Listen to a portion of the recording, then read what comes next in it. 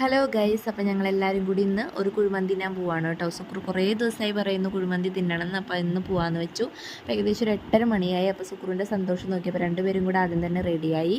അതിനുശേഷം സൂചേട്ടനും തുമ്പിയും കൂടെ ആദ്യം ഇറങ്ങാൻ പോവാണ്. അങ്ങനെ ഞങ്ങൾ എല്ലാവരും കൂടെ പുറപ്പെടാം കേട്ടോ. അപ്പോൾ നമ്മൾ കൊടുങ്ങല്ലൂർ അൽഡ്രീമിലേക്കാണ് പോകുന്നത്. നമ്മുടെ കൊടുങ്ങല്ലൂരിലെ ഫേമസ് കുഴിമന്തി കടയാണ് അൽഡ്രീം. ഇത് ബൈപ്പാസിലാണ് കേട്ടോ ഉള്ളത്.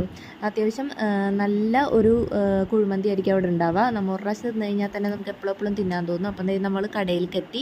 അത്യാവശ്യം നല്ല തിരക്കുണ്ടായിരുന്നു. പക്ഷേ പൊതുവേ ശനിയാഴ്ച വൈകുന്നേരത്തെ തിരക്കിനെ അപേക്ഷിച്ച് വളരെ കുറവായിരുന്നു എന്ന് തന്നെ പറയാം.